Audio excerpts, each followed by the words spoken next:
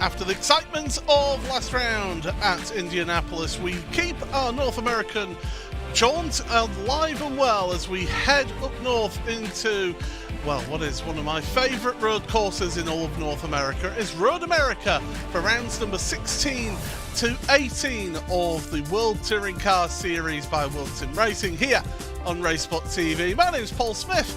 Joining me here this week is Connery Maddock. And Connery, Road America, it's a long track, 4 miles, but it's long straights, plenty of opportunity for slipstreaming.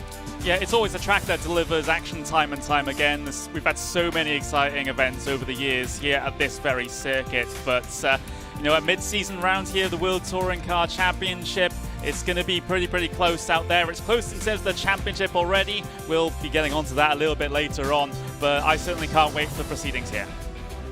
Absolutely. Well, you mentioned it's the midpoint of the season. Let's just have a look at that schedule because, as you say, after tonight's races, we'll be halfway through the championship after starting back in July at Barcelona. Next time out, in 2 weeks' time, we head to Sebring before we continue our North American run in Watkins Glen and VIR. And then we finish off the season in October with those traditional touring car tracks at Brands Hatch, Donington Park and Silverstone. And speaking of the championship, well, what a championship it has been so far. Ross McFarlane has a 22-point lead in his Pure Sims Esports Hyundai over the Jack Sedgwick Was Cooking by CSS Audi. Sindra Setsource in the Was Cooking Racing Adventures car is just 11 points behind Jack in 3rd place. David Baker, 59 points off of the championship leader in his Honda for Pure Sims Esports in 4th place. Wojciech Savinovic, Esteban Rodriguez, Stefan Scheller, Damien Harris, Jake Blackhall and Naveed Hussain round out the top 10. In your AM standings, it is Craig Williams in his Was Cooking by CSS Audi, leading that championship by 35 points over Andreas Gilman in his Impulse Racing Honda. Andy Shield, 3rd place, just at 15 points back from Andreas in his 3M UK Honda. Then it's Martin Shirley ahead of Damon Mulqueen, Stuart Bickley, Mickey Pollard, Stein Veinman, Slavomir Jaworski and Maciej Sakovic rounding out your top 10. The 6 teams that make up the pro standings are headed by Pure Sims Esports by 256 points over Sempre Racing in 2nd place. Wave Italy are in 3rd with RD Simsport 4th, Fast Repair Motorsport 5th and Carla Esports rounding out that top 6. And then the 7 amateur teams is led by Was Cooking by CSS with Frame UK 269 points behind in 2nd, ahead of the Was Cooking by Racing Adventures team. AI Race Summaries DCW Racing Blue head out their yellow team in 4th and 5th places respectively. Impulse Racing and Team Mad round out the 7 amateur teams. But we are getting towards the end of qualifying here, and Connery, it is a long lap. We're looking at about 2 minutes 19, 2 minutes 20 lap time wise. So these drivers, there's plenty of opportunities to gain time, but it's so easy to make a mistake around here with it being an old school track. Yeah, absolutely. There's really no runoff to speak of the vast majority of points of this circuit. So if you do have a bit of an error, then you will be paying for it, that's for sure. Meanwhile, though, late on in this qualifying session, Ross McFarlane goes to the top. He certainly does by 1/100 of a second, but Vivid Nijkamp is having a really good run here in qualifying. He'll be hoping to take advantage of the cars in front, or just to say that they both peel off into pit road. So he's got a clean run all the way up the hill, and it's a steep uphill section as this. Reaches the line. What is his time? 2:19.520 will put him pole position here in this race. There's only a couple of cars left to come across the line. Jack Sedgwick being the last of those. Can he topple him at the death of qualifying? No, he can't, but he goes second. 37 thousandths of a second between first and second place. Incredible stuff. There's a second covering first to 15th here in the grid today. So really close stuff out in qualifying. And, well, we've come to expect this, really, haven't we, Connery, and just how close the series is. Yeah, absolutely. What an incredible last couple of laps from our drivers there to make the qualifying for pole position as close as it is. Weber only taking, Weber Nijkamp, the only one, well, he's taking it by 37 thousandths of a second there, which is a very close margin indeed. Absolutely nothing in it, in and amongst the top three cars there. Like you said, this is going to be setting us up for a potentially pretty enthralling race. Now, it is going to be a morning session for this first race, and already the track temperature is 33 degrees Celsius. So you've got some long straights, but you have got some really long radius corners around this track as well. So tyre management, to a degree, is going to be key around here this week. Yeah, it absolutely is, and well, we'll see what the other sessions have to offer when it comes to the track conditions as well, because that's one of the good things about this series, is that we do get slightly different conditions from race to race. We certainly do that, but the drivers will be getting themselves set for the opening race of today. 3 20-minute races coming to you here on RaceSpotTV, and let's have a look at the starting grid of the first. It's Weber Nijkamp then for Impulse Racing in his Honda on pole position. Sharing the front row with him is Jack Sedgwick. Ross McFarlane leads all Pure Sims Esports row number 2 with his teammate Jake Blackhall, who missed last week, but he's back this week. Dan Martin for RD Sim Sport, really good qualifying for him. And then the best AM, Andreas Gilman, 6th place, 3rd row of the grid. What can he do from there? The RD Sim Sport driver of Martin Shirley then is again another RAM driver in that top 10. On row number 4, alongside him and Wojciech Savinovic, Damien Harris and Stefan Scheller round out the first 5 rows of the grid. Tim Reinhardt and Alexander House lead an all-Carla Esports, row number 6. The 7th row of the grid then is another one of the Carla cars of Karsten Geisler. Alongside him, AM Championship leader Craig Williams. Andy Shield and Damon Mulqueen then share row number 8, with row 9 of Mikey Pollard and Wayne Douglas. Tony Weisshaft and Richard Simner round out the 10th row of the grid, with Maciej Sakovic and Stuart Bickley on row number 11. Sandra Source then does not set a lap time along with Naveed Hussain on row number 12. Row 13 is Paddy Faulkner and Elliot Roberts. Worth pointing out that Roberts, Faulkner and Set Source all had qualifying exclusion penalties in this first race. Paddy Faulkner needs to start second race from the back of the grid as well here. 26 car grid for you, all set for the opening race of this round number 16 of the World Touring Car Series. Barney the Flagman is ready with green flag in hand. The drivers look up to that starter's gantry. Long hold here. We finally get the green flag and we're underway with racing action here. Down towards turn number 1. It's a long drag as you go towards turn number 1. Drivers fanning out 2, 3 wide towards the back, but the front 2, Weber Nijkamp holding that inside line. Oh, Sedgwick's looking to go around the outside in his Audi, and do you know what? He could well do that as well. In towards turn 2, and then turn 3 we go. And we're still side by side for the lead. Nijkamp though gets the better run through 3 as we head around the Moraine Sweep for the first time tonight. Jack Cedric now feeling the need to go a little bit defensive and box off Ross McFarlane in the early going. Yeah, it was a brave attempt there for Cedric around the outside of the initial couple of corners, but now he has the inside down in towards turn 5 this time. Instead of attacking, he's on the defence and does keep the Pure Sims car of Ross McFarlane behind him. Loses a little bit of time to Nykamp in the process. RD Sim Sport car going defensive up in towards turn 6. That's Dan Martin with Harris right behind him, but Martin's able to hang on to that one. Yeah, we carry on with this race then, and there's been a number of cars drop in places. Reinhardt, House, Shield all dropped down. Navita Sane, I don't think he even took to the start of this race. As we carry on through the carousel now, this long sweeping left-hander, this really does put some force through the front left tyre of these touring cars, because all front wheel drive here, the rear wheels are just there to keep the back end from scraping sparks up into the air through the kink for the first time. That is going to be a key point for quite a few of these drivers out there today. And down towards Canada Corner, first time. This is one of your overtaking opportunities into here. Nobody taking it so far. Oh, the RD Sim Sport car was wide there. I believe that was Dan Martin running off the road, and he's into the wall.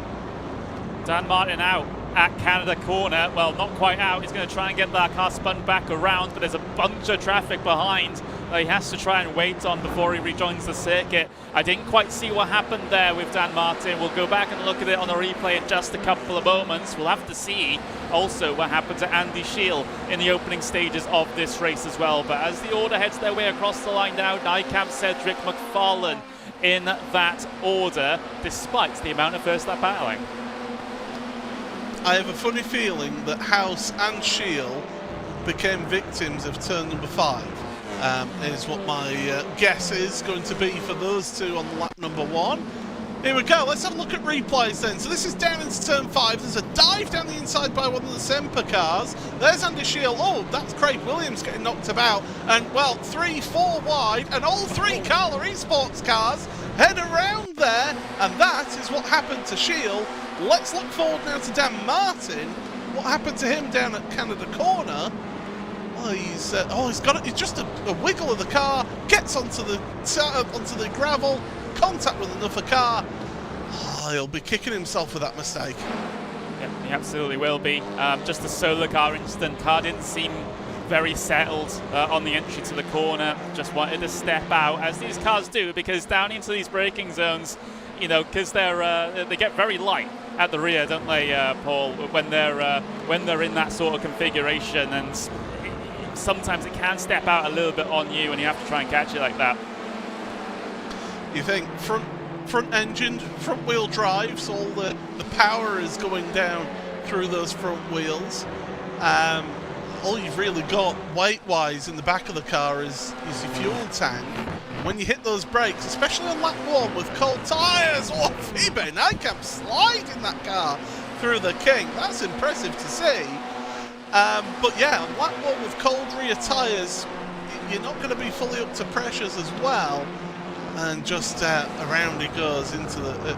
Luke gets a wiggle on, touches the gravel, and that was it. It almost sealed his fate, did that one. But at the front, half a second, Nykamp has got over Cedric. Jack Cedric, he just needs to sit in the slipstream right now, manage his tyres, because the Audi can be a little bit harsh on tyres. Well, Nykamp was getting me wondering what on earth's going to happen in there, because there's no planned pit stops. I think he might have gotten... I was going to say he might have gotten a slow down penalty then, but I don't even think that is necessarily the case either. Not that it's easy for me to check here when I'm producing. It's a bit easier when I'm commentating, but yeah, there was a bit of an awkward movement there from Nykamp, but still maintains the race lead with a 0.3 of a second gap here at the moment. These 3 try to break away from the rest, it seems. Blackhall there, seemingly at this stage, not quite the pace of the front 3. Of course, that can change over the course of this race, but the separation that we're seeing at the moment is with the top 3 away from everyone else. Yes, Nykamp, Cedric and McFarlane, who we ride on board with now, their last lap times were 2 minutes 20.3, 2 minutes 20.3, 2 minutes 20.2 respectively. Jake Blackhall was 2 minutes 20.5. and he's about 1.2 seconds back off of his teammate Ross McFarlane. Wojciech Savinovic has been on a bit of a charge. He's moved up to 5th place right now. That's a gain of 3 places from 8th on the grid, so a good start for him. And Damien Harris as well. He's up to 6th place from 9th on the grid, so those two working their way through the field together. Don't forget Andreas Gilman, though, got himself a pretty good qualifying. Of course, has slid back just 1 place since he started, I believe, and still credit where credit's due. He's holding on to that decent qualifying position. He's getting pressure from Stefan Scheller here at the moment in the 401 Team Heusingfeld car, but it seems like Gilman's dealing with that quite well, and we've seen how good he is during reverse grid races over the course of the season, haven't we, with Gilman? Yes, we have. Not just this season as well. Last season as well, he did really well in those reverse grid races. So we'll have to see how he goes on here in this one. He's got Shirley behind. He's got Martin Shirley behind him. Shirley's, what is that, about 39 points behind Gilman going into this round of the championship. So Gilman's gaining on Shirley, and Craig Williams down in 16th at the moment right now, losing 2 places in this race. Gilman's not doing too bad in this opening race of the evening in terms of points, but of course it's race number 2 where Craig Williams really seems to come through and shine, isn't he? He's got a real knack of getting the reverse grid draw work in his favour, and then is able to pull out race win after race winners. Set source now from the back of the grid up 13 places to 10th. Yeah, it wasn't great in the qualifying for Setsos, but working his way through the fields and putting himself up there inside the top 10 now. Pretty good going. It's going to be a little bit more work, potentially a little bit more time before he gets onto the back of the 5 of Shirley. It's about 3.5 seconds in between those here at the moment. Meanwhile, back at the race lead, Paul, Jack Sedgwick's going for it.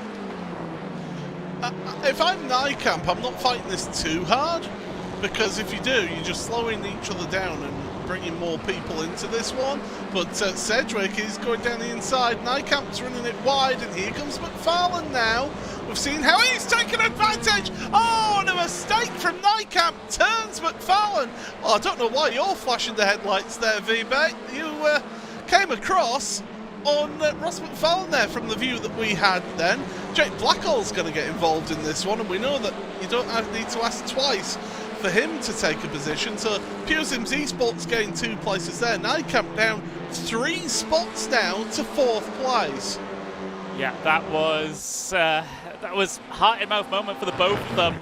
But the benefit of these front wheel drive cars, if you get put into a slide like that, just mash the throttle, it'll come back around on you. And thankfully, McFarlane had the space to do that as Nykamp's out into the grass. Oh!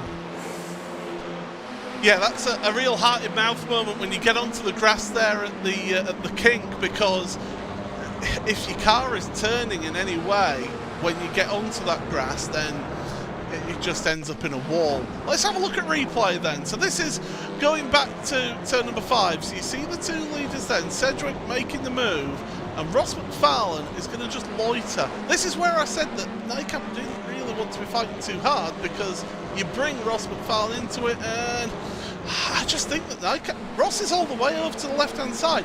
Brilliant save, I must say, by Ross McFarlane. But where's Ross to go? VB, I'm sorry, that was on you in my opinion. Yeah, I think so. I don't think Ross could have gone much further to the left without putting 2 tyres into the grass.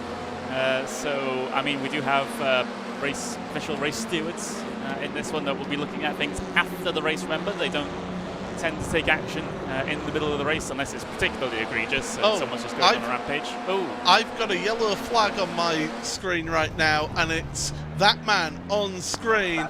And in fact, taking it back to the pits is Paddy Faulkner, and that is some significant damage to his car. And another car involved in that, Tony Weishaft, 3 wide going into turn 1. Oh, that was that little bit of a squeeze from the Carla Esports car, and Weishaft is in the middle, and it's between a rock and a hard place when your car in the middle. Although saying that, he's trying to come through. The Carla car won't get the call of 3 wide there. He just gets what call of too wide, comes across slightly. Weisshaft, yeah, that's a mess. Yeah, it is. And for those that are confused that why Paul said that, you won't get the call of 3 wide, the iRacing spotter only sees cars that are actually overlapping you. So if you're staggered in a fashion where you're side by side with the car, just ahead of their wheel arch or something like that, front wheel arch. If someone's to the quarter of that other car, you still won't get a 3 wide call, even though you are technically 3 wide. It's just how the iRacing spotter works. Thanks for that, Conor. You explained that far better than more eloquently than I would have done. So thank you for that. So Jake Blackhall, he's in 3rd place, up a position from where he started in 4th. We're past the halfway point of this race. You only get so many laps in 20 minutes around here, so you don't get the most amount of laps. You're only going to get about 8 laps or so in a 20-minute race like we're getting here today. Down the start and finish straight. So what can Nijkamp do to try and just recover? He's got to calm down, hasn't he, Conor? He's got to just get everything back under control and don't let the emotions get involved and start looking forward again and trying to move forward in this field. So I think that incident with McFarlane got inside his own head a little bit because you saw the mistakes immediately afterwards as a result as well. Maybe the frustration affecting his driving a little bit because he had that big moment coming out of the kink, didn't he, which then lost him another spot. So yeah, it's definitely a skill to learn to try and put those things aside when they happen, because they're going to happen. It's racing after all, but how you respond to it is the big telling thing. And well, Weber looking to try and respond and go down the inside of Blackhall. I'll tell you what, that Honda is good on the brakes. Getting a bit close between the two of them. But Nijkamp is there on the inside of 6, a little rub of door handles. All's fair in love and touring cars, and Nijkamp does get ahead of Blackhall. Blackhall now has immediately got Wojciech Savinovic, and look at the cars behind them. Damien Harris, Andreas Gilman, Stefan Scheller, Martin Shirley, all together there in one long queue of cars. This is all for 3rd place. Yeah, great little battle group that we have going on here, and it doesn't just involve pro drivers either. We've got Andreas Gilman, who's going to get himself involved in this as well, potentially Shirley at the end of the train as well, has positions for the taking. So this is looking like a rather enthralling final 6.5 minutes here. The front grouping has gotten themselves away a little bit and spread out, so that's Cedric McFarlane. But from Weisshaft and back, this is where it's at. This is the train. Can Weisshaft break away after passing Blackhall? That's his goal here for the moment. Certainly has the pace to be able to do so, but the mentality has been displayed already can be a bit questionable. Is this going to be only the 2nd time this season that Ross McFarlane does not win a race number 1? And here's the interesting little tidbit here. The driver who denied him the race win at Imola in race number 1 of that evening, the man who leads this race, Jack Sedgwick. So if there's one driver who can do it at the moment in this season, it is Jack Sedgwick. Across the line they go again. We're going to get about 3 laps of action coming up here. Your leaders, Cedric and McFarlane, there's about 1 second between those two, then 2-second gap back to Weber Nijkamp, who's got this queue of cars behind him. All getting the slipstream here, and this is where they get the best run then. Out of turn number 3, through the Marine Sweep, which is incredibly turn number 4, even though it's a nothing really, and then down into the hard braking zone of turn number 5. It's downhill braking as well, Connery. That just really adds to the jeopardy. It does. Braking distances a bit more extended. As you descend the hill, there's a bit of a mistake there from Savinovic. Might give Harris the opportunity under the Corvette bridge through turn 6. Has he been able to get himself to the inside there? Yes, he has. Got to be tiptoeing your way through here as well. It's not too wide through the sequence of corners, but Savinovic is able to hold on, albeit with a bit of lost time, and bunches the cars behind him as well as Gilman. Oh, Gilman has to try and immediately defend from Scheller, as Scheller sends one around the outside.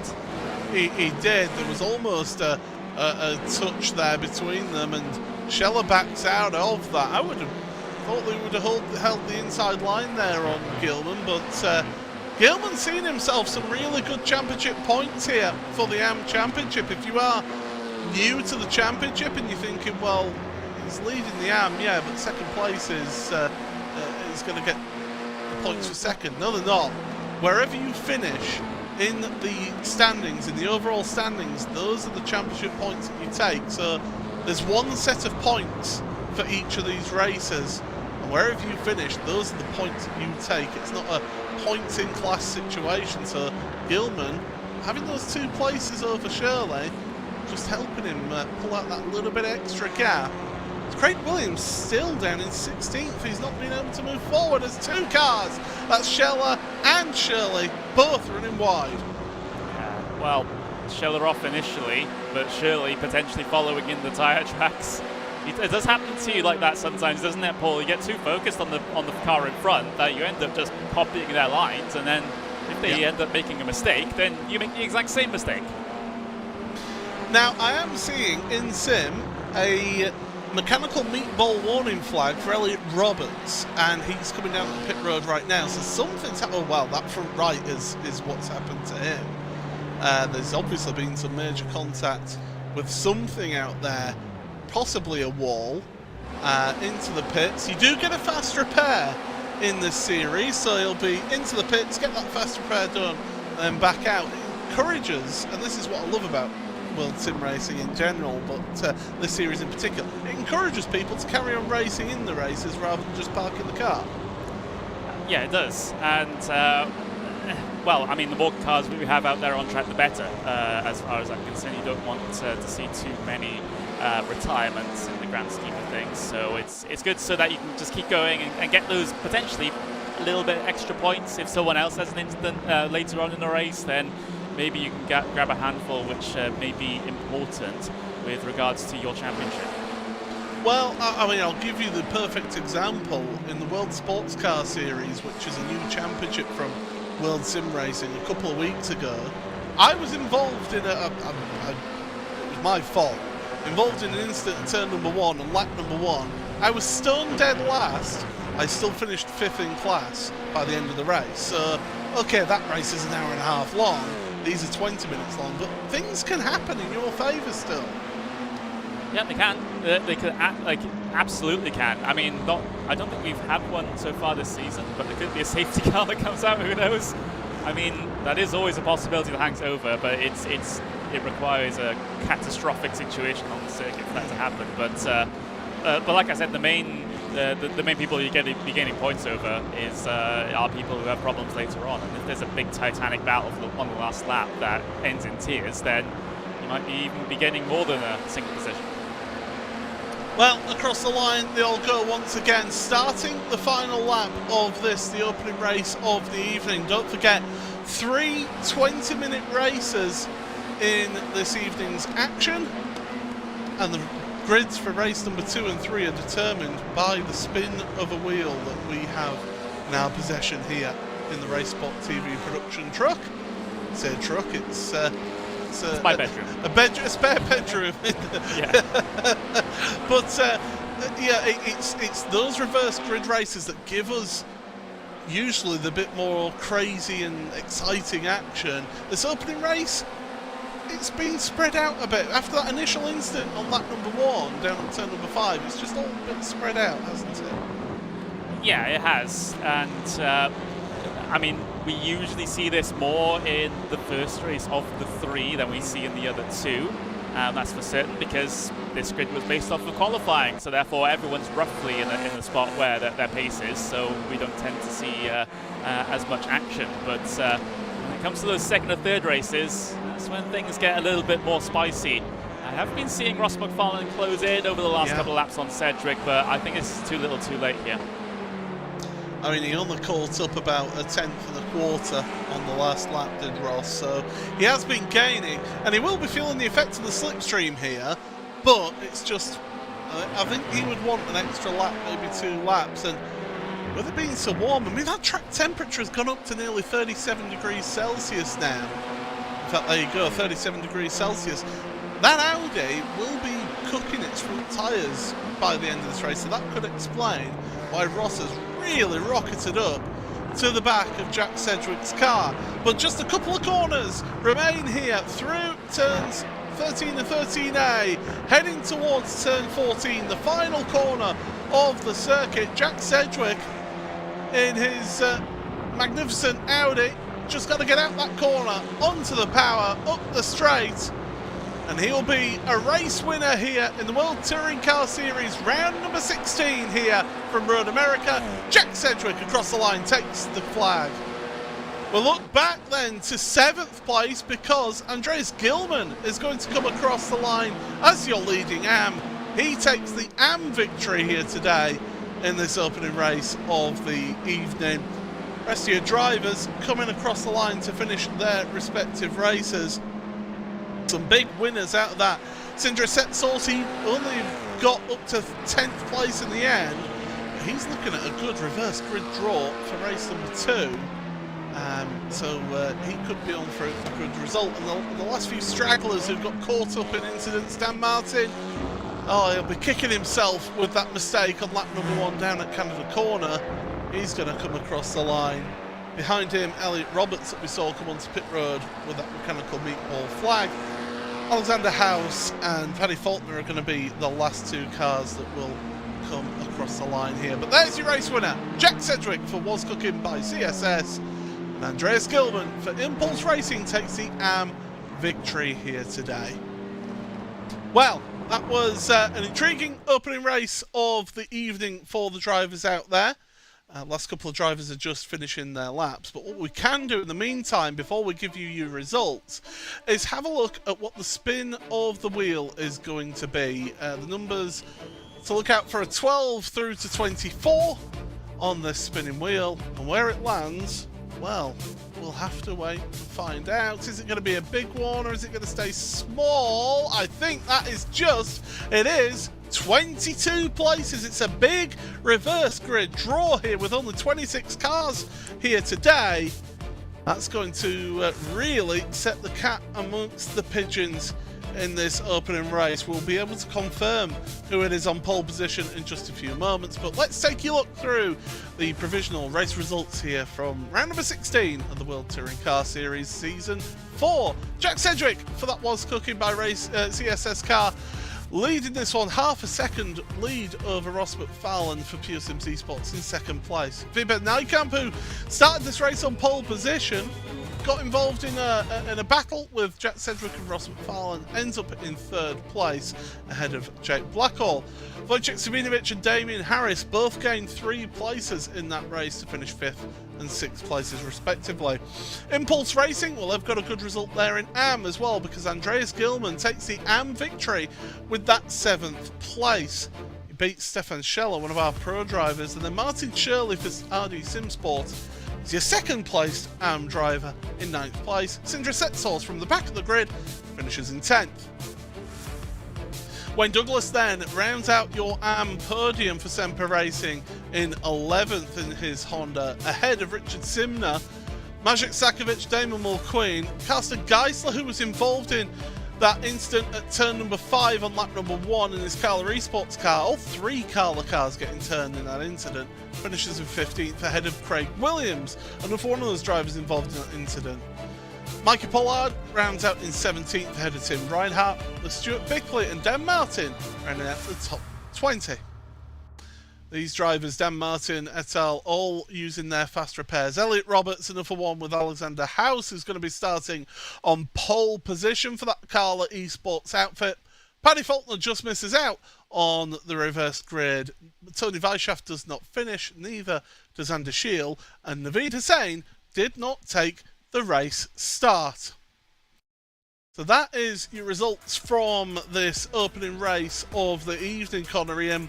I think one of the big talking points from the front of the grid was that Nijkamp, Sedgwick and Ross McFarlane battle that ended up with McFarlane getting half spun, great recovery from him, and Nijkamp just dropping back a few places from it. Yeah, absolutely, and with things being so close, Wiebe was not really able to recover that much from it. Of course, he was able to get past Blackwell in the end, but no further forward. And maybe that was a bit of a learning experience there. I don't think he can really take that one too hard, really, because, again, he still ended up finishing on the podium. The situation changes a little bit once we head into these reverse grid races now, because, like you mentioned, it is a big reverse grid for the size of the original grid that we had. It might as well be a full reverse grid at this point. Yeah. So that makes things a completely different race. So yes, Nijkamp was good in qualifying. He was able to hold his own somewhat in the race, but can he keep with the guys like Cedric, like McFarlane, like Blackwell, who are so used to coming through the field on reverse grids like this? Yeah, I'm just having a look at the virtual paddock. It's very quiet in there. That's rather unusual after an opening race. I think it might be a bit more talkative in after race number 2 and 3 here tonight. Good recovery drive from Sindre Setsols after having that qualifying ban in this opening race. He's still going to be effective. He's going to be starting, 12th place in the reverse grid here. So he's definitely going to be one to try and move forward in this. He's a good shout for potentially winning this second race, although there's a few contenders who will want to have a few words about that. Andreas Gilman, I mean, great qualifying. Qualified 6th place, lost a place in the race. But to be honest, 7th place, really good result for an AM driver. Yeah, we've seen a lot of the drivers have good qualifying but are unable to convert it in the race. Maybe it's just a surprise lap that they were able to put together when push came to shove. But no, Gilman was able to hold on to his high placing, which is a massive credit to, like you said, who is an AM driver, and it'll certainly help with regards to the AM Championship as well, because he's in second with regards to that at the moment, ahead of, or rather behind Craig Williams by about just shy of 40 points. So a result like that race 1 would definitely be a big help. Another couple like it would be even bigger. We are going to get a slight delay here, by the way, everybody. There's been a mistake with the initial session that's been put up, so they're going to be getting a new session together for the second race of the evening. So that's what we're going to be doing. So we're just going to have a little bit of a delay, so apologies about that, folks, but it does mean that we do get to talk about that previous race a bit more. Some of those incidents, I mean, you go back to turn 5, lap 1. Craig Williams is knocked sideways, and then you've got 3 cars all trying to get into 2 cars' space. It was always going to end in drama and disaster, and unfortunately the big loser was Andy Shield from that one. Yeah, it was. But yeah, Andy Shield's time in the race was very, very limited, to be fair, in that instance, through not really that much fault of his own. So it's, I mean, that's the great thing about World Touring Car Racing. We have another 2 races for you to bounce back from a poor result in race number 1. So it isn't a massive issue for Shield, but of course would have been hoping for a little bit more than having an incident in such an early stage in that particular event. But yeah, I mean, like I said, there's still plenty of time left today to try and recover points, and I certainly hope that he does the best he can in this second event. Yeah, certainly hope so indeed. So yeah, we'll get this all set up and get ready for the second race of the evening, but we are going to just be getting ourselves prepared for that one in just a few moments' time. Dan Martin, I mean, that's somebody who he would have wanted to have done well in that opening race. He was up there near the front end of the grid, and that one little mistake just costs you, and unfortunately that means that he goes all the way down. But the positives, look at the positives of it. He finished in 20th place, Connery. He's going to be starting on run number 2. Yeah, and he is one of the more potent contenders there that have been able to benefit from the reverse grid. So that's a very exciting prospect. If you're Dan Martin or a team member or a fan of RD Sim Sport, then you're looking at this next race and seeing it as an opportunity to get a race win, and anything less might be a bit of a disappointment. Yeah, yeah, absolutely. So drivers just get themselves across to the new session, which is just going up round about now. There is one point I wanted to touch on before we do head to an ad break, and that is the sad news coming out of the British Touring Car Championship, and that is the close friend and long-time supporter and sponsor of Ashley Sutton, the BTCC, multiple-time BTCC champion, Simon Needham, unfortunately passed away last night, and our thoughts go out to all of Simon's family and friends, and to Ashley as well. I mean, it's very hard when you've had somebody support your career and be closely associated with you for so long to lose them. I can't imagine how Ashley's feeling right now. Yeah, it's definitely a thing that's not easy to deal with, and I hope for his sake that he's doing all right and he has a support structure around him to try and deal with the situation. But thoughts go out, like you said, to Simon's family and friends at this difficult time. Yeah, certainly. So what we will do is we will step aside for just a few moments' time and get ourselves prepared for round number 17 of season number 4 of the World Touring Car Series here on RaceSpotTV.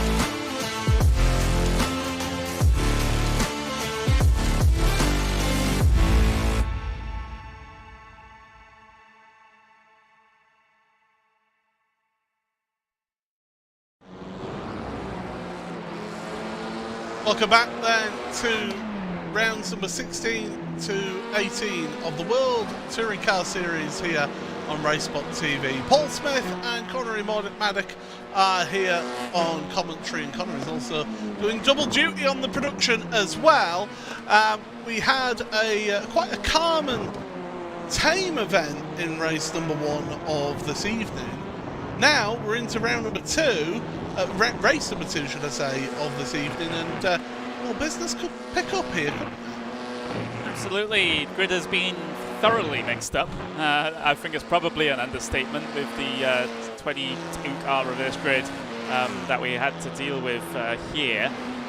So those front runners in race number 1 are going to have to try and fight back through the field. This is one of them, Andreas Skillman, inside the top 10 in the previous race, but again has a lot of work to do in this next one. And look at the track temperature there, Paul, 44 degrees Celsius. If we thought 37 was hot last race, well, I don't think we were prepared. Now this could work either one of two ways for those drivers starting further down the order. It could either be that things are easier for them to work their way through, or it could become more difficult for them because they're having to work their way through from the back of the grid. They're going to be pushing those tyres harder, pushing the cars harder to start with. That could really have a detrimental effect towards them at the end of the race. Yeah, it absolutely could, and for those at the front, they can maybe not relax, but kind of cruise a little bit better because they know if they're not under immediate threat, that they can focus more on the tyre conservation side of things. It's important to note, yes, this is a 20-minute race, so therefore it's not as significant as it would be in a full endurance stint, for example, but the effect is still there, and with the nature of how these guys set up their cars as well, they're basically set up for maximum performance, aren't they, with the tyres out the window. So it might be a pretty interesting race as a result, with all the different approaches to the tyre temperature going on. Yeah, certainly we'll have to see how things pan out and how things go in this second race, and it could be, as we say, someone like a Dan Martin, an opportunity for him to be able to get himself a race win here in this second race. But we'll have to wait and see how the grid pans out. We are missing one or two drivers from the first race, so hopefully they'll be able to get themselves in. We didn't get Naveed Hussain take the start of that first race, so obviously not able to take the start for Naveed Hussain. But yeah, we'll have to see how we get on in race number 2. Paddy Faulkner there on screen. He's got the unfortunate nature of having to start from the back of the grid here in this race, so he's going to have it very, very tough indeed after being a naughty boy last time out, getting himself 9 licence points last time out, but I think a trip to the naughty step will be fine, and he'll be back running nice and cleanly. I mean, you'll feel bad about missing out on the reverse grid situation here, but that's well, he had experience of it in the World GT Championship as well. So. Wait, not been a good week for Paddy, let's just say that. Yeah, definitely one to not pay any future attention to, that's for sure. But we're just a minute and a half away from getting ourselves into the second race of the evening. There's Martin Shirley just rolling around with his RD Simsport teammates of Dan Martin. I want to see what the Carla Esports cars are able to do here in this one as well, because of course, 3 of their members got taken out in basically the same incident in the last race, didn't they? Yes, all 3 Carla Esports cars went for a spin in that incident at turn number 5 in race number 1. Hopefully we don't get a similar incident in race number 2. And with it being a relatively short grid here today, it means that we shouldn't have too much of a traffic jam. I mean, really, the safety car only really gets called out if there's a track blockage. Usually the track blockages happen here after the kink, don't they? Yeah, they do. So if we have a big lap 1 or lap 2 incident through there, there's nowhere for the people behind to go whatsoever. So that'll definitely be the trigger point for any potential safety car here. But like I said, we've not had one so far this season. Final few seconds come to a close here in this warm-up session. Very warm indeed if you're those drivers out there on track, and we will get ourselves set very shortly to go through the starting grid for round number 17 of season 4 of the World Touring Car Series here on RaceSpotTV, supported by ButtKicker and of course 3M UK. And let's take you through your starting grid, and it is going to be Alexander House on the pole position in that Carla Esports car. Alongside him, Elliot Roberts, who had some real trials and tribulations in that opening race. Dan Martin, he's got himself a good spot on row number 2 in the RD Simsport car. Alongside him, Stuart Bickley with Tim Ridehat and Mikey Pollard rounding out row number 3.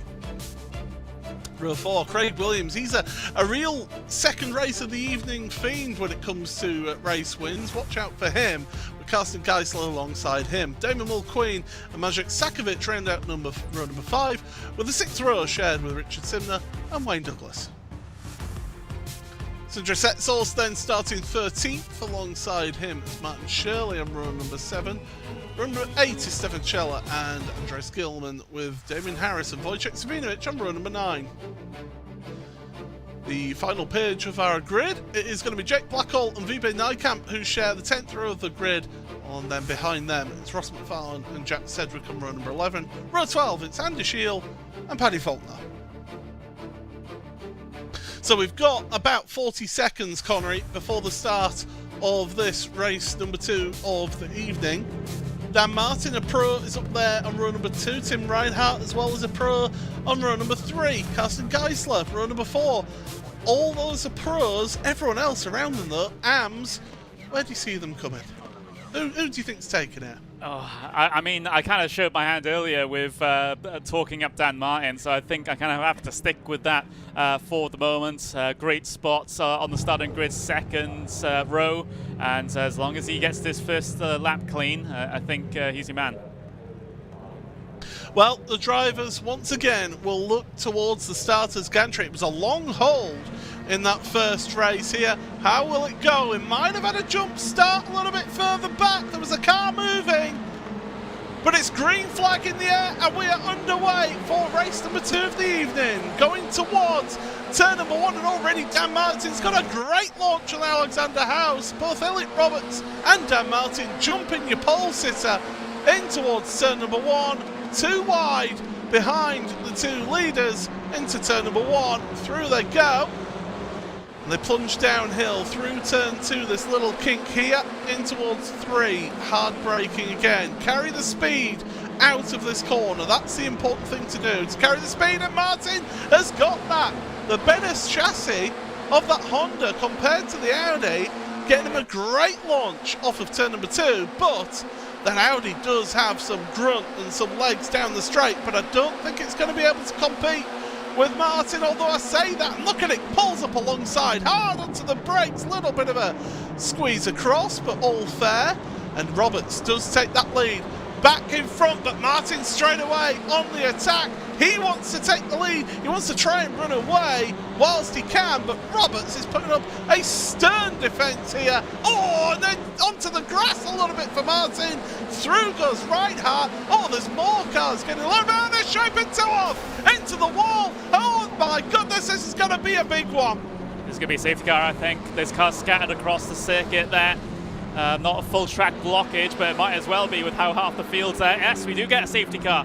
We do get one. First one of the season for a massive smash here on the first lap. We have got 1, 2, 3, 4, 5, 6, 7, 8, 9 cars with mechanical meatball flags. Carsten Geisler, Wiebe Nijkamp, Maciej Sakovic, Alexander House, Wayne Douglas, Mikey Pollard. I mean, there's Sakovic on the grass. He was out of control. We'll trot back a little bit. Sindre Setsource, a big name in that. Damon Mulqueen and Ross McFarlane, all with mechanical meatball flags, and there's just nothing you can do when the cars get fired across, and that's the second bit. But when you get on that grass, Connery, it's like ice.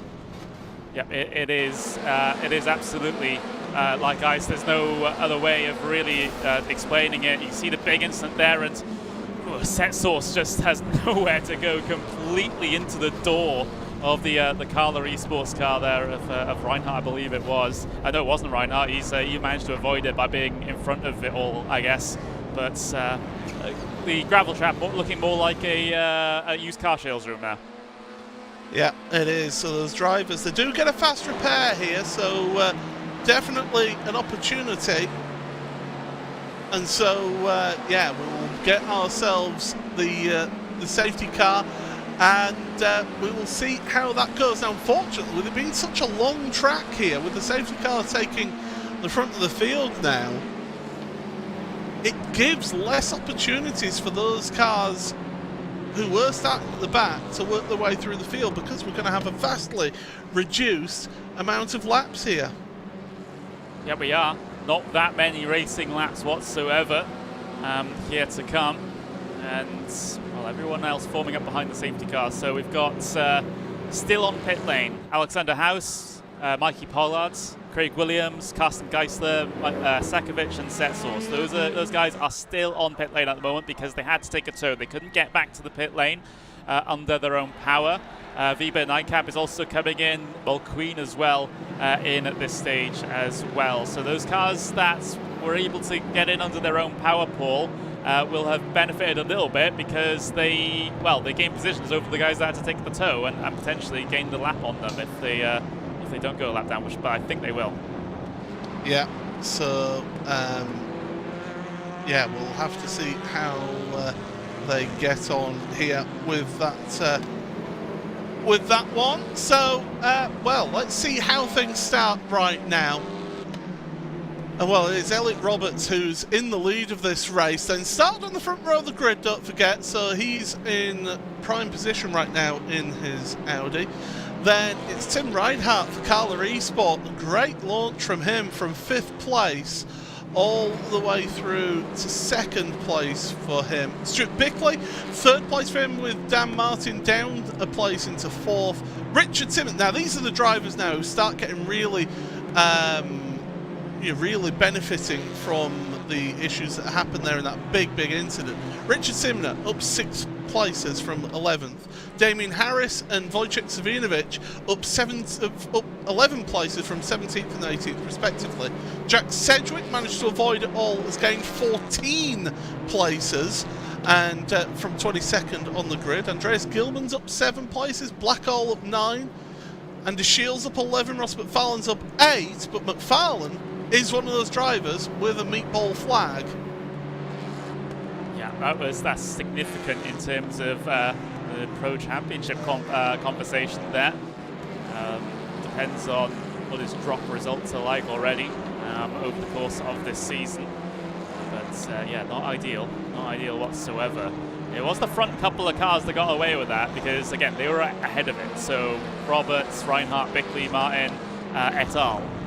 Those were able to get away unscathed, and it happened in their rear view mirrors. But pretty much everyone behind, I wouldn't be surprised if they have some form of damage, even if they haven't had to come down onto the pit lane to repair it. Yeah, I mean that's it. It's a case of if you have got damage to your car, do you risk the fast repair here, or if you're not forced to go down the pits, by the way, or do you just stay out there and try and gut it out? We will be going to green flag racing next lap because you'll see the lights on the pace car will switch off. There they go. So we're 1 to green here as a number of cars, 6 cars coming onto pit road. Now only 3 cars are remaining with a mechanical warning meatball flag. So I think there's 3 more cars there getting repairs done to their cars, which is answering our question there. Yeah, so not surprised whatsoever. Some of them taking them as fast repairs, and I think all of them taking them as fast repairs there. They're seeing no one with any periods of extensive time down on towards the pit lane. So out they come now. Pace car lights are off, so that's the confirmation to say that we are going to go green this next time by. And we'll see how these guys get themselves in order for a race restart, because we haven't had to do one so far this season. Yeah, so we've got 6 cars all trying to work their way through to the back of the pack. They're just coming through the kink right now. That's headed by Sindre Setsource in his Audi. Now, they're going to have a bit of an advantage here, Connery, because their tyres are going to be up to temperature when they reach the back of this pack. Whereas these cars here, the tyres will be cooler to start with, so they're not going to quite have the bite. Has Dan Martin got a missing front bumper? He has. And I'm seeing that on my end as well, so Dan Martin has got some damage there that he's going to try and carry for the rest of this race.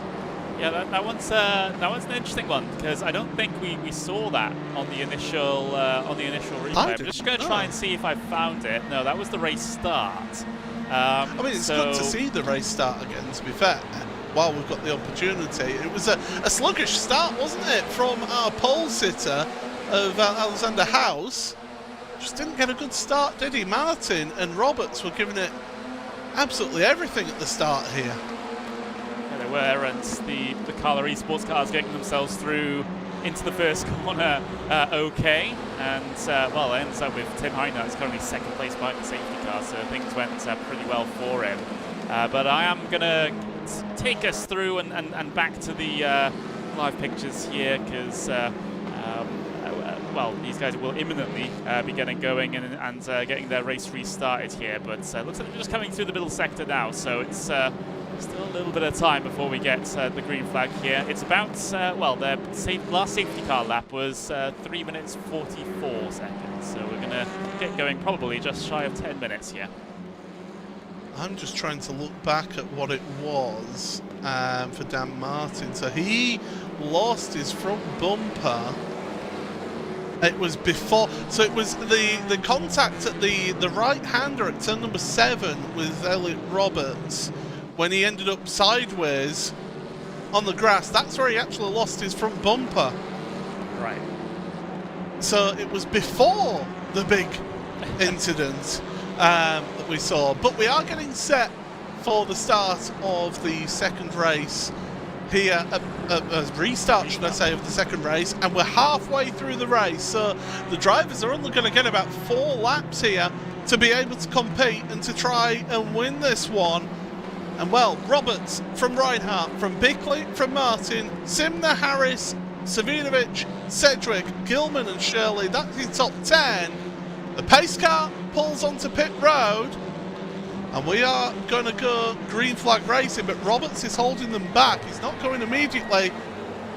He's still holding them back. Now he's going to go, and I think he might catch a few people out with that, but one driver who didn't get caught out was Tim Reinhardt. We got green flag racing once again here in the World Touring Car Series. In towards turn number 1 we go, onto the brakes, and how do they get on?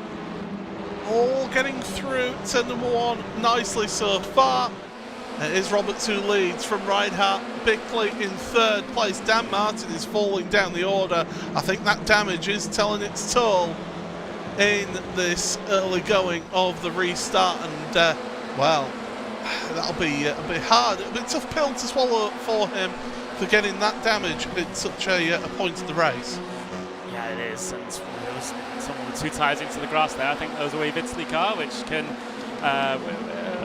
having to deal with that situation as we see the 2 wide down here in towards that, in towards turn 5. That's Sadric and Savinovic actually going side by side there as they now climb the hill up in towards turn number 6 there, and work their way through, continuing to try and fight it out there.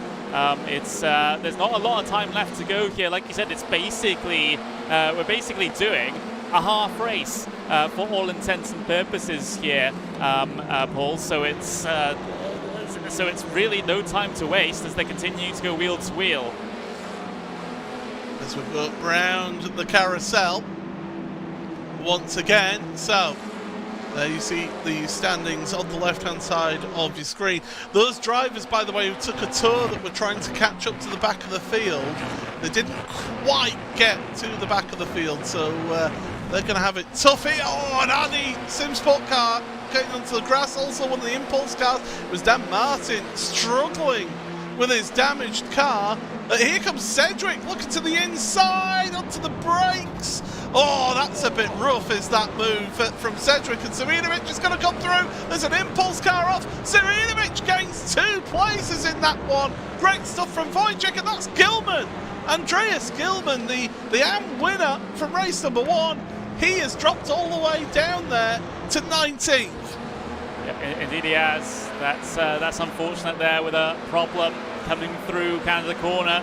Meanwhile, Savinovic is going to have to try and defend at least one of the places that he gained in that sequence. As you can see, the Craig setup shop car going drivers left-hand side down the pit straight. We got battle for the race lead going on as well here in towards turn number 1. Elliot Roberts trying to hold it around the outside of Reinhardt, but he's unsuccessful. Reinhardt through. And here comes Bickley. He wants a piece of the action. So too does Damien Harris. Harris in that Wave Italy car down the inside of the DCW racing car, and through he goes. to gain a position then for Damien Harris. So Tim Reinhardt leading for Carla Esports. Well, he won the final race of the evening last time out at Indianapolis. Could he be a second race win for Carla Esports in this series after getting their first win in the books last time out? Well, he's going to have it difficult, because I don't think Elliot Roberts is going to put too much of a battle up against Damien Harris. Well, he might do actually, because of course they're not teammates. I was just thinking that it was only the Audis of the Craig Setup Shop cars, but of course Wave Italy have their Audi. Yep, they do. And well, it was Harris that had 2 tyres in the grass on the back straight coming on the restart there, so it was a little bit congested where he was, but podium finish here at the moment for the number 27, and well, if what you said is true, it might be easy pickings over Elliot Roberts here in the next couple of moments, so then Harris can focus and set his sights ahead on trying to catch Reinhardt before the very end of this race. Great battle for P4 going on as well. Quickly sideways, trying to hold on to a hard-charging, Cedric behind him. And Savinovic went wide at the kink as well into the grass, so some real loose motorcars out there through the kink. It's impressive to see. Great car control from everybody, and one of the cars behind, that was Jet Blackall getting loose in front of his teammate of Ross McFarlane. It's 44 degrees track temperature. Those drivers they're actually lucky that they had the safety car, because it means that they'll be able to push those tyres harder. Reinhardt though, almost 0.8 of a second ahead of Roberts now, so he's been able to gap out a little bit, as we're going to be it's going to be close as this, 2 maybe 3 laps to go in this race. Side by side for P5, Savinovic and Bickley. Wheel to wheel down towards turn number 1. Bickley's not going to fight it. Savinovic works his way through. And coming up towards the non-existent turn number 2 here at Road America before we dive down in towards turn 3. Fighting going on at the very back of the field there as well, as Pollard and Shirley were having a little bit of a fight there. Further up, Douglas and Setsource. Yeah, Douglas has been he's actually been quietly going about his business in AM after joining us. What was it, last week? I think it was that he joined us for his first week of the championship, and he's certainly been getting stuck in to the series in that Semper racing car. But Setsource down the inside in the Was Cooking by CSS by Craig Selchuk car, so he's going through. And now the next one is going to be Douglas on Gilman, because Gilman, don't forget, losing those couple of places, he's trying to make a recovery drive, and he's also got those Carla Esports cars behind him, Karsten Geisler. So we've had a number of drivers in pit road this race. I make it 14 drivers in total have been on pit road. So it's easy to actually count the drivers who haven't been on pit road in this race. Yeah, I'm not used to seeing so many drivers with a 1 next to their pit counter on my graphics in a World Touring Car Championship race. So that's certainly something. But we've got battles going on inside the top couple of positions though. Cedric and Harris. Cedric, another position gained. Wow. Cedric is so good in that Audi. He really is. He is just so impressive in that Audi, and the way he's able to pedal that. Savinovic not able to get ahead of Harris and take advantage of Cedric coming through. Reinhardt's got a 1.4 second lead right now. He's in quite a comfortable place as they come across the line to start another lap. 2 minutes 27 when they cross the line, and the lap times are around 2 minutes 21. Oh, it's close enough for me to not call this the last lap yet, because we might get one more lap.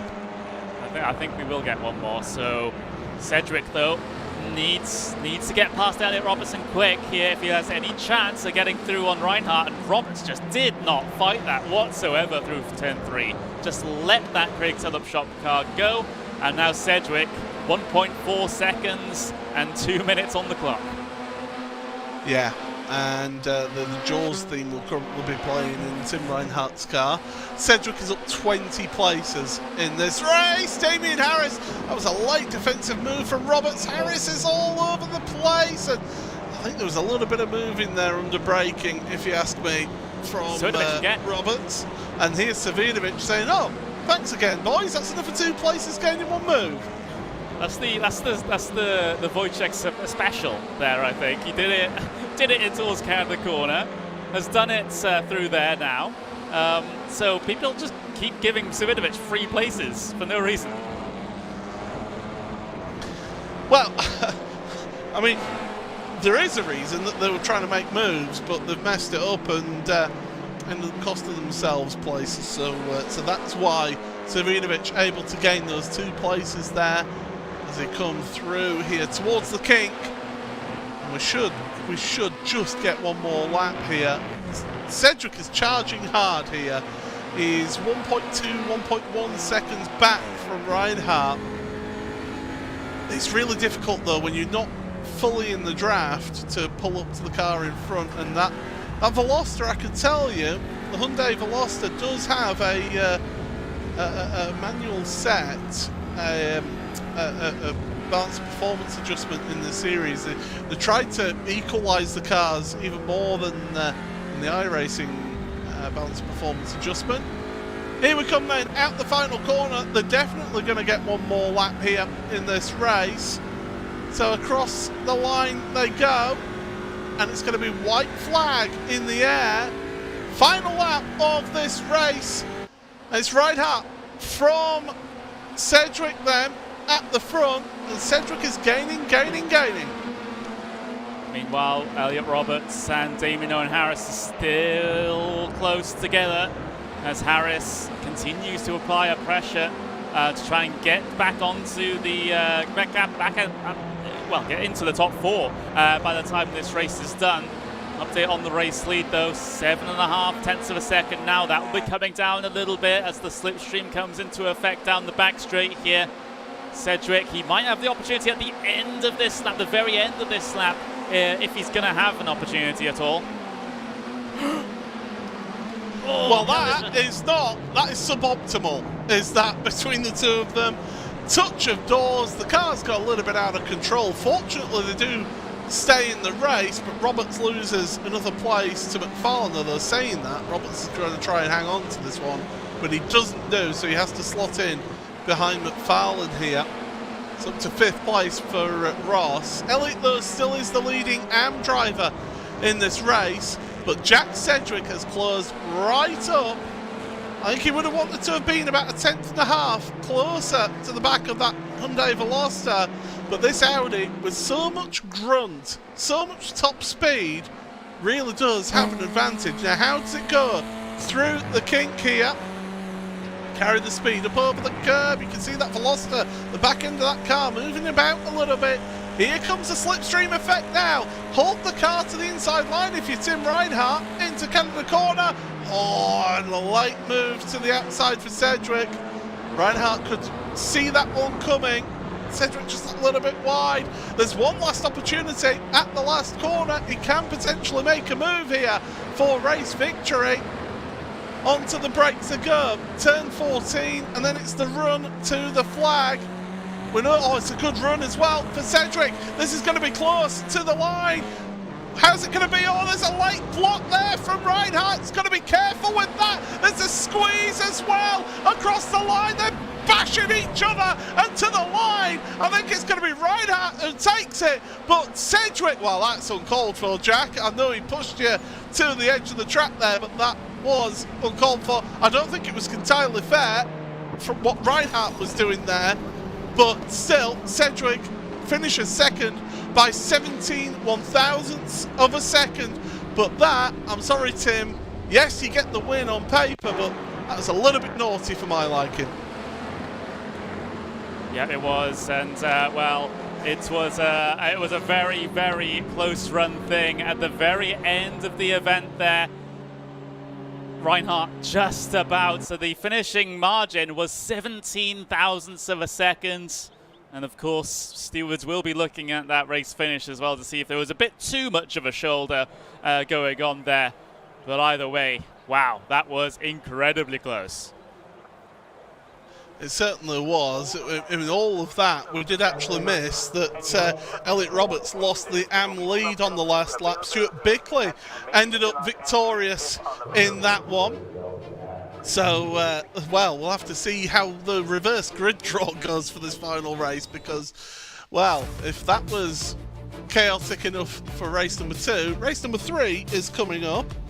And how do we look? The reverse grid is going to... Oh, don't say it's going to be again.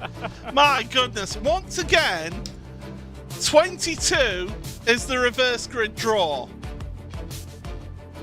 You can't write it. You really can't. So, well, these are the provisional race results, and I will say that in very big speech bubbles there. It is provisional race results here for Tim Reinhardt for Carla Esports, who takes the win by 17 1/1000ths of a second over Jack Sedgwick in second place.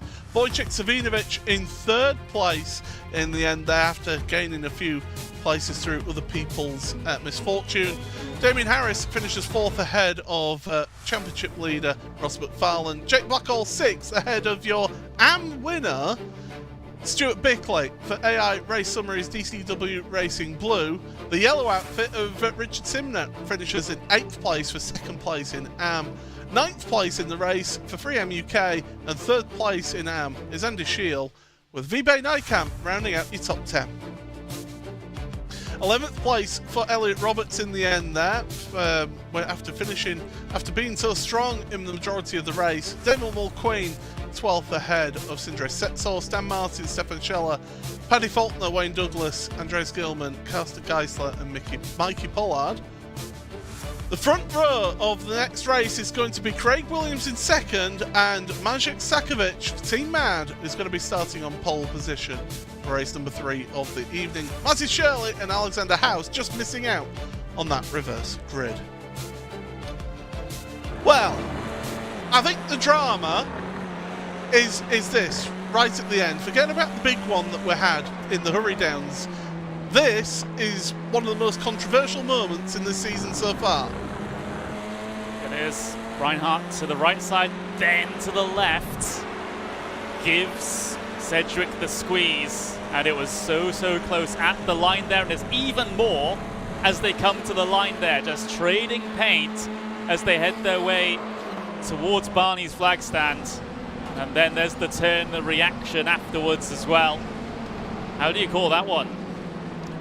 Well, the reaction is worse than the initial instant because you've chosen to react to that and to turn him. So that, I'm sorry, Jack, is in my books uncalled for. But Tim Reinhardt, I think, also will be getting called to the steward's office over this one because you have to leave a car's width. He's not doing so. His car is pointing at the flag stand there. That's poor in my estimations. Yeah, because I will slow-mo it here. There's... Yeah, because you can see... It's not a car's width. Yeah, because you can see Sedgwick has 2 tyres out into the dirt there. And Sedgwick got a great run out of that last corner. A brilliant run, and Reinhardt could see that. I thought the second move was a little bit questionable to start with, but he initially gave the space. But then, I'm sorry, that's just uncalled for. Well, there's a couple of things. It could be the whole 2 movement thing coming down the straight, because he initially was going towards the middle of the circuit, then changed the line. So if those are 2 separate movements, then that might be a thing that works against the Carla car. And then, of course, you know, the door rubbing to the line, which, you know, some people might say, you know, potentially might be that's just what happens in touring cars. You know, that's just the discipline at work there. So all of these factors, the stewards will have to be considering at this stage, and it's going to be a very spicy post-race report. I get the feeling, especially given you have the afters going on as well. Yeah, absolutely. Again, though, the virtual paddock is very quiet, which is rather unusual. But we are going to be getting one more race here this evening. It's another reverse grid of 22 here. So it's a reverse grid, meaning that Maciej Sakovic and his Team Mad Honda and Craig Williams and his Craig Setup Shop Audi are going to be starting on the front row. I think Craig Williams could potentially be looking at a race win here because he has history of getting reverse grid wins here. Yeah, it could be, and you know, there's certainly no reason that I would say that that's going against him here, apart from the fact that I picked Dan Martin for this second race, and then he got some damage. So who knows? Who knows? Maybe I should just be quiet because I've already cursed Dan Martin and I've already cursed the safety car so far this race, this race meeting. So I better not say anything else. Well, I hope that you do say other things, because, or else it's going to be a very, very difficult broadcast for me. You want the solo car? I can just leave. Well, we have got that final race coming up very shortly indeed for you, so do stick around for that one.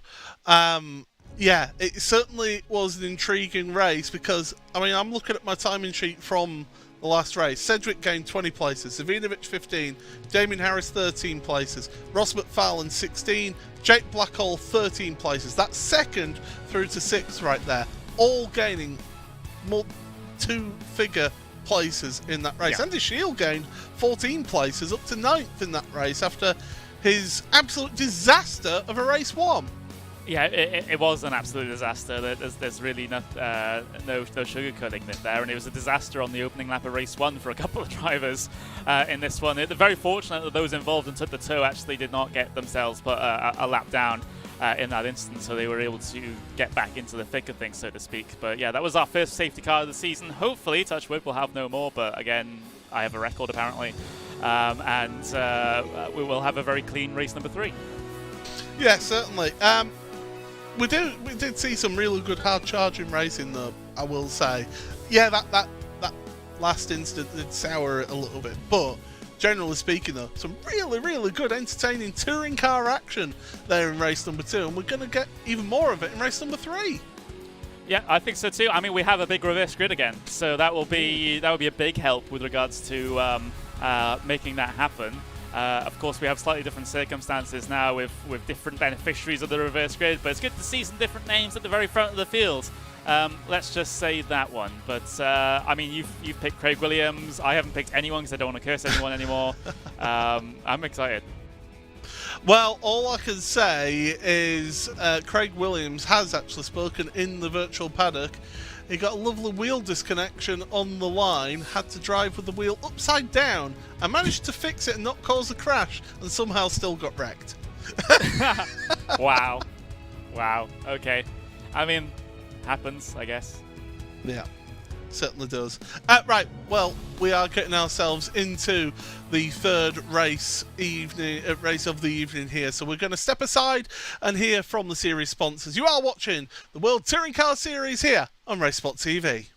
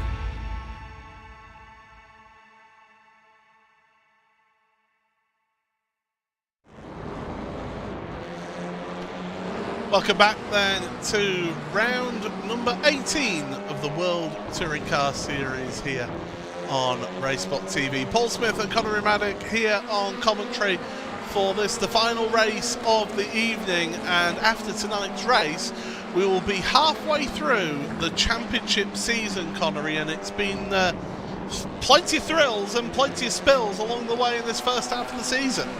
Yeah, it has. We've had great battles, we've had, of course, unfortunate incidents, we've had the pairing of the two, we've had controversy.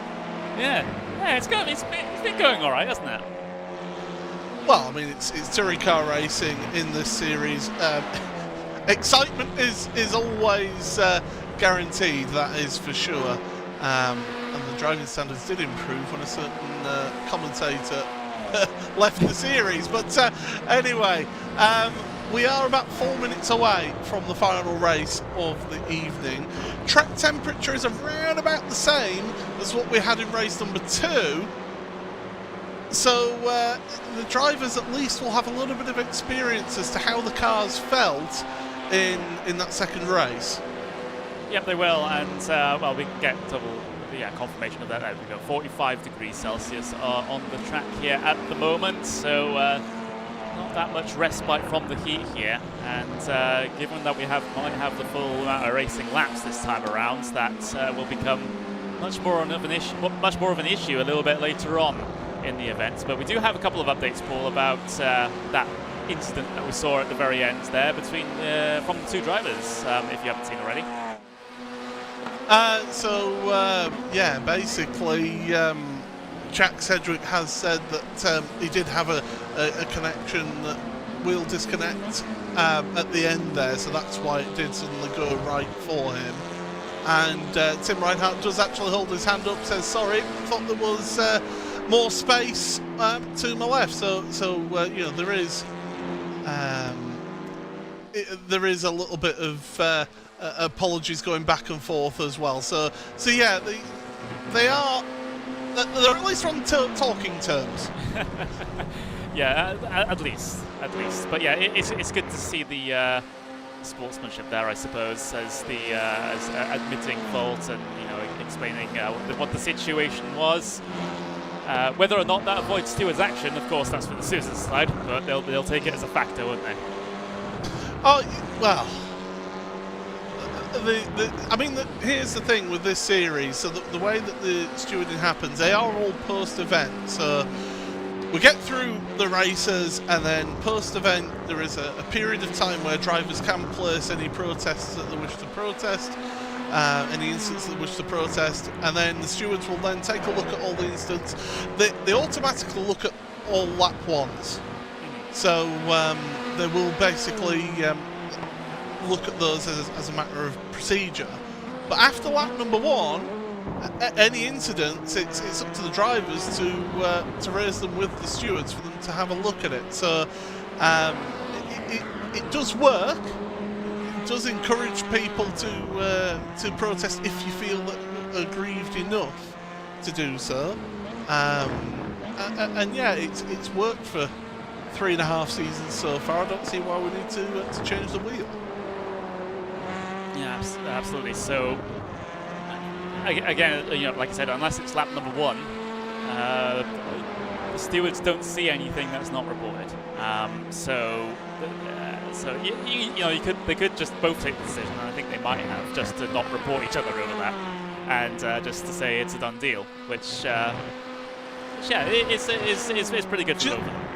Do you know what? This reminds me of the story that John Cleland told of the end of the 1992 British Touring Car Championship season, when they had the famous coming together between him and Steve Soper at Silverstone, where John Cleland famously came out with the line of "the man's an animal."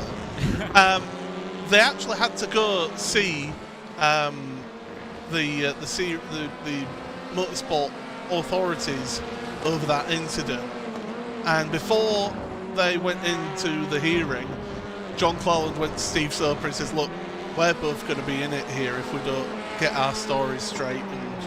And so they basically both went in there and went, "Oh no, but, you know, we both, you know, I did this, he did this, and it was just a honest mistake. You know, no hard feelings. You know, spoken afterwards, and they got away with it pretty much, because they were looking at getting race bans from that instance. So they got the story straight, and they were able to carry on racing. So there you go. That's what happened that time with a highly controversial incident. But we are going into the final race of the evening here.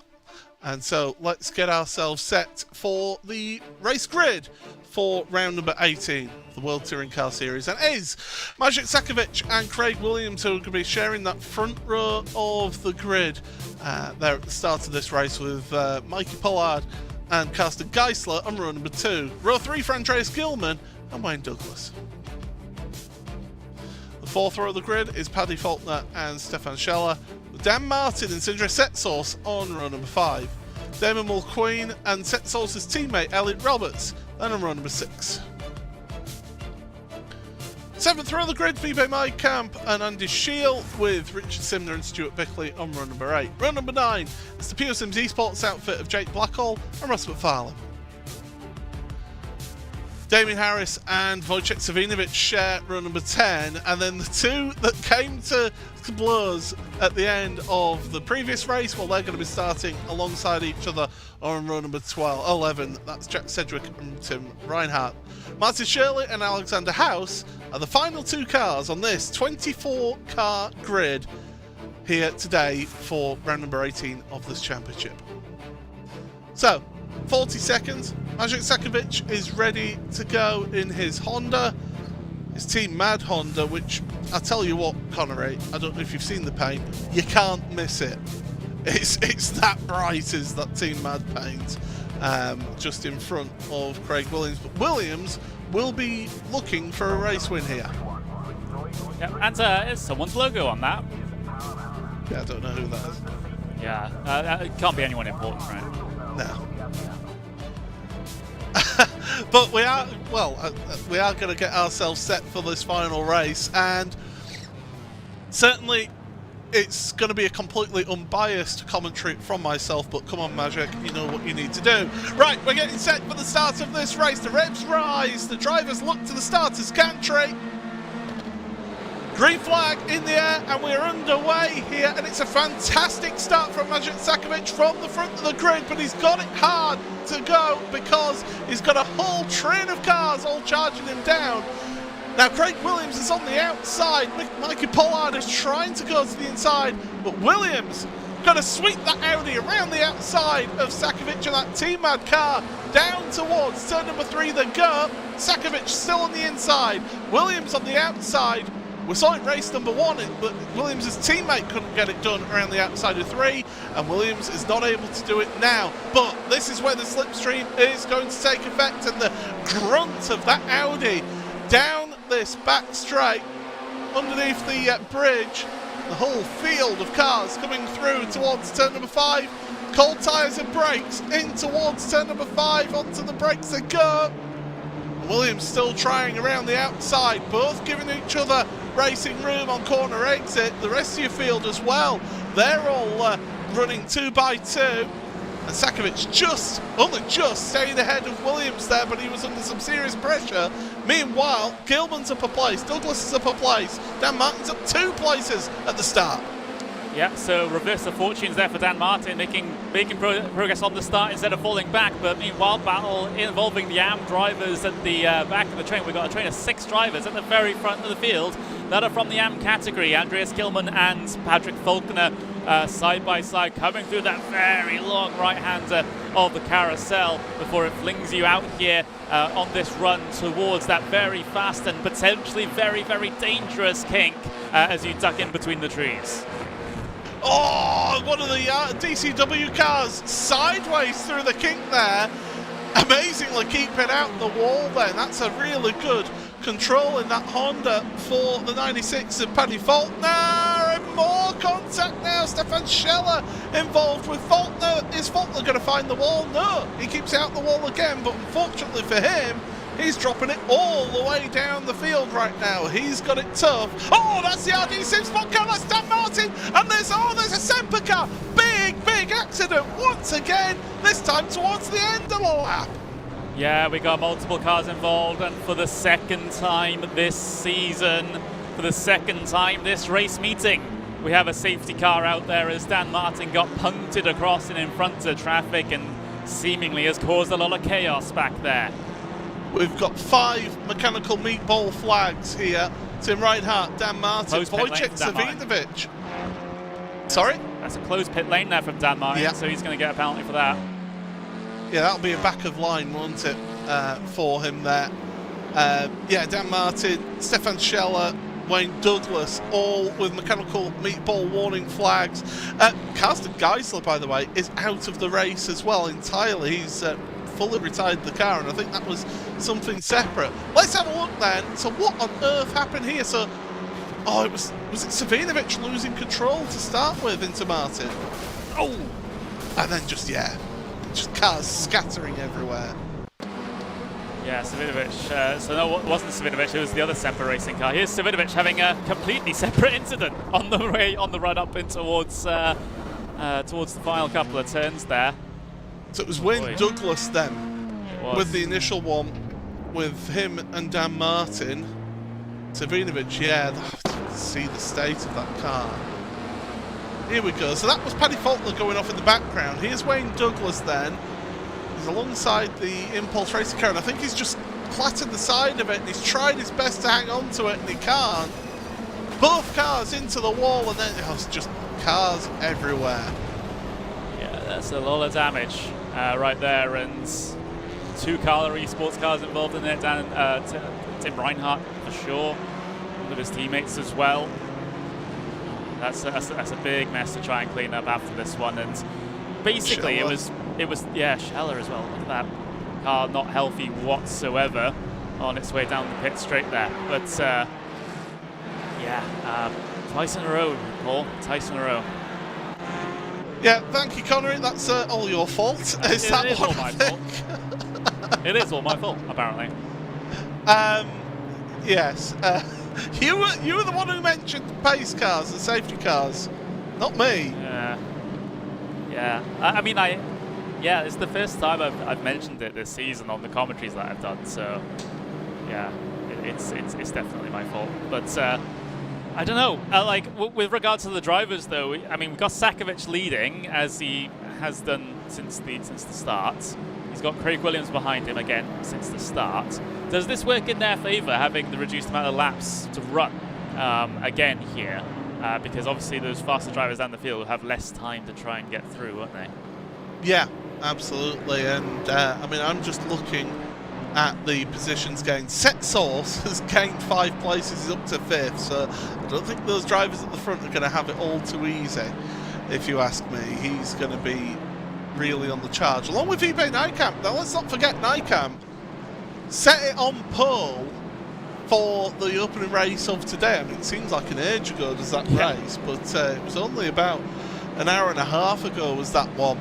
And Nykamp, he has got some pace in his car, so I wouldn't write off the Impulse Racing car in getting a result here in this race. Jake Blackall's up 8 places.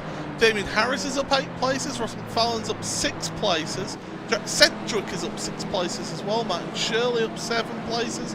So there's been some big movers through this one, and there's going to be a few more movers because drivers are coming onto pit road to get their free fast repair. Tim Reinhardt is one of those, so is Stefan Scheller. So he's been able to hustle that car back to the pit lane as Scheller. Yeah, he absolutely has. So that is beneficial, of course, not having to take the tow. We've got Faulkner in as well, which makes a lot of sense. We do have a flat-out retirement in the form of Carsten Geisler, who was not able or willing to try and get his car back and repaired. Didn't want to take the tow either. So that's going to be our only casualty in terms of retirement in this race. Do you know what I've done in previous seasons of this championship when I've had to have the fast repair done under a safety car? I've actually, in the past, taken the fast repair but also changed my front tyres. I know it doesn't make much of a difference, but towards the end of the race it did actually gain me a bit of extra time over the other drivers, and these drivers just feeling, no, I don't need to do that. I just need to keep out there, and track position is key. I mean, you kind of need to, like you said, have been involved in that incident and towards the back of the order anyway for that to I think at a shorter track that would work a bit better, wouldn't it? Yeah, because you got more laps to work with that. Yeah, and I mean, we got 3-minute 45 long pace laps here at Road America was certainly eat into a lot of the time. I remember there was a race that we did not in the WSR but with another series organizer, where we had a race at Bathurst where we had a late race safety car during a timed race, and the stewards were able to time it just so that we get a green flag running at Bathurst. Like one green flag lap right at the very end, because they were such long pace laps that it took a lot of the time. But we were able to get at least one racing lap to finish off the race in that instance. But yeah, these long pace laps really do hurt. And unfortunately, we're not able to take advantage of the system to shorten the pace laps, because when you try and do it, I actually looked to try and do it, it won't let you shorten the pace laps until one entire pace lap has been completed, one full pace lap has been completed. Well, by that point, you're then onto the final lap of the pace lap. Yeah, because it's a single file start. Yeah. And there's no wave rounds. Yeah. So, yeah, iRacing technical knowledge coming in there. I really wish that we could have shortened it just to give us enough for a lap or so of action, because that would have really been good for us here. But what I can tell you is all the drivers that are still in this race are in the queue here. So unlike in the last race where we had a group of cars trying their best to catch up to the back of the queue, everybody's in the queue here. So we're getting ready for the restart. Now, what experience does Maciej Sakovic have of rolling start restarts? Well, we're about to find out here as to how he pulls off this one. Really, in a track where it's slipstream dominated, I think of Formula 1, Azerbaijan, you take that restart as late as you possibly can. I mean, that's what we saw last time. So if we see a repeat, we know it's probably the strategy to go with around here. With that long run down in towards turn number 1. But they're coming onto the pit straight now. There's the pit entry on well, briefly the right-hand side, but now it's the left-hand side. And Sakovic takes this race back to his green flag. And he's gone. He went earlier than Elliot Roberts in the last race. So green flag action once again here at Road America. Single file restart down towards turn number 1. And Williams is trying to get into the mirrors of Sakovic at the front here. Pollard and Gilman, 3rd and 4th place. It's AMS 1, 2, 3 and 4. But then we've got two very quick pro drivers in Setsos and Nykamp, 5th and 6th places. What are they going to be doing as we head on through turn number 3 and out? And this is where Williams has that advantage then in the slipstream, down this back straight, in towards turn number 5, that Audi, so quick.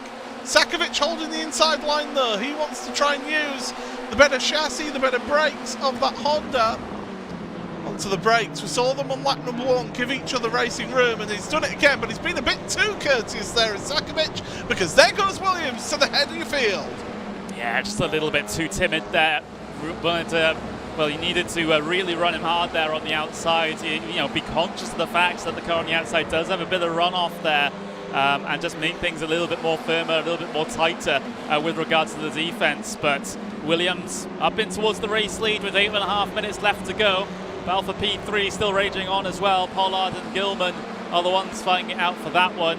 Meanwhile, and in amongst the chaos of that incident and in the safety car procedures, it is Sindre Setsos that leads the pro category at the moment. Yeah, he certainly does, and he's putting the pressure on Andreas Gilman. Now, we saw Gilman can withstand some pressure. Did make a little mistake though in previous races. Here comes Setsos then to look to make the move to the inside of Canada corner. Got the nose in there. Gilman gives him the space, realises that, well, I might as well there's no point squeezing, no point getting involved in somebody else's accident here. Through that left-hander. Oh, car's running really far out wide in the the runoff there on that service road. Oh, and running wide there was Mikey Pollard. He's going to be slow down the straight here. This is Setsource's opportunity. There it is, riding on board with him, coming down the pit straight now. It's going to be Setsource to the inside for turn number 1. And continuing to gain his advantage all the way down in towards here. Battling going on behind as well. 2 by 2 in towards turn number 1. Setsource has the position down the inside. Wiebe Nijkamp and Andreas Gilman. There's also a situation there as well between the two teammates. Yeah, I think Gilman was always going to give him the space, although running very wide is Wiebe. And that's going to allow his teammate now. Does his teammate come in behind and just bump draft him to help him out to gain some speed down this back straightaway? You've got to be careful with the bump draft down here because the track does curve a little bit left, a little bit right, a little bit left to not turn your teammate around. And yeah, they stay as they are. So Nijkamp just staying ahead. McFarlane and Sedgwick, I've just noticed on the timing tower, they're involved in a little bit of a scrap. So those two, a little bit further down, there they are. McFarlane just ahead of Sedgwick. They were swapping positions between the two of them. As, into the wall. That's Scheller. Stefan does not have a meatball flag, so does get to carry on in this race. Look back at what happened there then, Connery. So here we go then. Has the RD Sim Sports car ahead of him. This is on the run up in towards turn number 6 now. Scheller goes for the move down the inside, which he can absolutely do in towards turn 6. Has he overkicked it on the exit though? Just a bit of a tangle with the RD car. A shunt into the rear with the tyre barriers there, and Scheller gets back going and perhaps needs to get a few cables to try and tie that boot shut. He has already taken his fast repair in this race, though, as well as Scheller. Back to live pictures. There we go. The back end is just bouncing open as the boot, so allows Wayne Douglas past. Meanwhile, further up your field, you've got Stefan Scheller. That's Stefan Scheller. No, that's the driver with the damaged boot. Sindre Setsource in that was cooking car. And he is right up to the back of Sakovic right now. I don't think Magic will fight this one too hard. He realises that he's on for a good haul of points, and they've got a bit of a gap back to Mikey Pollard. So there goes Setsource through into second place, and I think that's wise of Sakovic. Yeah, that's not surprising considering how easy Craig Williams had it in getting to the head of the field. So Sakovic has other priorities other than overall race win, which is certainly very, very valid indeed.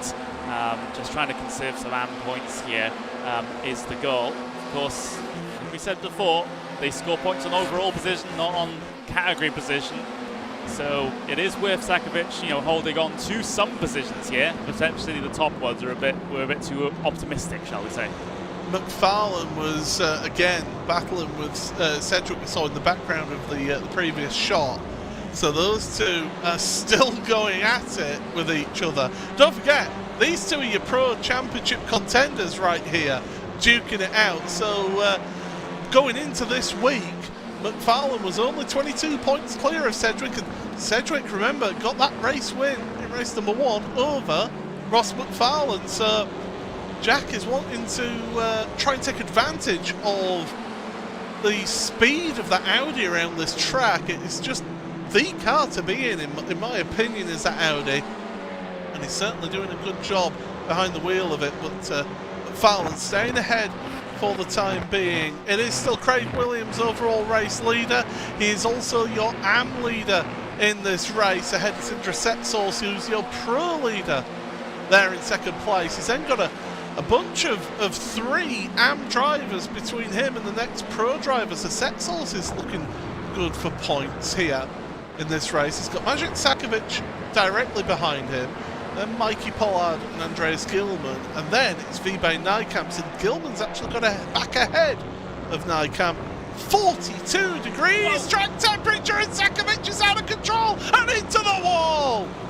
Oh, and everyone avoiding to driver's right-hand side. An unforced error for Sakovic means that he's taken himself out of this race. Let's get another look at how it happens here towards the back end of the lap. Did the back end just step out? Well, it's not really hard to say. Yeah, he's just pushed wide, 2 tires into the grass, attempting to hold it, but bang! Oh, big shame. And well done everybody else for avoiding him as well, because it would have been very easy to have a bit of target fixation and end up smashing into him. Yeah, it would have, but yeah, it's so hard seeing that the unforced error, just pushing a bit wide, and usually you can save these cars. I've already described, that how compared to real-wheel drive cars, if you get it in a slide, it's easy to have it come back around, but not on that instance. Momentum just carried him into the wall, and these battles further down the field continue as Roberts down the inside of Gilman. That's a forceful move right there from Elliott and Damien Harris. Oh, around he goes, he holds it on the throttle. Well done again, everybody, for avoiding him in that one. Might have been a little bit of Harris coming across on Gilman there. I don't know, that was just on live pictures. But we're going to the carousel, so Gilman stays ahead. But that would have been a real heart-in-mouth moment. Cedric is trying to work his way past Andy Shield, who will be trying to do a number for his Pure Sims compatriot, Ross McFarlane, to try and keep Cedric behind. Yeah, potentially a little bit of a team coordination going on. Which, I mean, if you have other team members, around your same piece of real estate, you might as well use them. As we go 2 by 2 in towards Canada corner, McFarlane and Mulqueen, I believe. For P8, we've got Cedric and Shield there in the battle further behind. McFarlane puts Mulqueen, at bay here for the moment, and puts him in between himself and his closest rival in the championship. Yeah, so again, just keeping cars between himself and Cedric is going to be important here for McFarlane. The problem for McFarlane now, though, is he has got a couple of quick drivers. He's got Gilman, and then he's got that black hole of Nykamp trying to get past Mikey Pollard. You've got Cedric and also Damien Harris trying to make moves. Nykamp in the meantime looking for 3rd place, so there's positions changing. We are on the last lap as Nykamp runs wide out of turn 1. Here comes down the inside Jake Blackhall. Blackhall up into 4th place now, the young Australian. And he's gonna keep looking forward. Meanwhile, at the front, the race for the lead is on. Craig Williams has been caught by Sindri Setsos. Now Williams will want a race win, but Setsos, he wants championship points to the inside of 5. There's no team orders between those two. Bang! A swap of paint, and thank you very much, Sindri Setsos. He's into the lead. Well, as Craig Williams is getting an attempt back down the inside. He had a slight overlap there that he could really work with as the 2 Audis duel here on this last lap. Now it's about, early defensive line being taken by Setsos. I don't think Craig was expecting it to get 2 tyres in. There's the shove to the back bumper. Williams got onto the grass there. That's why he was just a little bit out of shape in the hurry downs through the carousel. The last lap between your 2 leaders. Now, Williams is close enough that he can take advantage of the slipstream down towards Canada corner, get the good run through the kink here. They won't do anything stupid, surely not, as they go through there. Now Williams looking to be in the slipstream, looking to be in the draft. He wants the win here in the end, but so too does Sindri Setsos. Light lunge, is there? No! Trying to cause the mistake from Setsos, but you've got to get up very early to try and get the best of Sindri Setsos here through the left-hander for the final time. And they go, and it's going to be Sindri Setsos then. Williams looking very end of the race, but not able to make some moves. So it's going to be Sindri Setsos then to the line. It's going to be a win for Sindri across the line in the pink Was Cooking Racing Adventures car. And it's the Crate Setup Shop car in 2nd place. Jake Blackhall's around right at the end. He's got huge suspension damage. We'll have to take a breath and find out what on earth happened to Jake there. But that was a dramatic final lap. It was, absolutely. It ended up fizzling out for the race lead by the final sector, but it seems like there was a little bit more chaos behind than we were expecting. We will have to potentially take a replay of that. I think it was involving Damien Harris first and foremost. At least that's what comes up immediately on my graphic. So we'll let this one run through to see exactly what happened. So there's Harris making a move. Oh, Harris had his own incident at the last corner. So that's a separate incident to what happened to Jake Blackhall. There's Blackhall's car battered and bruised. We'll have to go back a good sort of 30 seconds or so to try and look at this. There they are up in front. So it's with the DCW Racing car, and there's also Vive Nijkamp as well involved in this one. And Nijkamp, does he get the better run on? Blackhall's trying to hit. Blackhall's got the better run on the DCW car, but the car behind, Vive Nijkamp, has also got a better run, and it's just 3 into 1, doesn't go. Yeah, 3 into 1 absolutely does not go in that situation. And, well, Jake Blackhall ends up finishing in P19 when all is said and done at the very end of the event there, just dragging that very damaged Pure Sims car across the line at the very end. But we do have our final race results.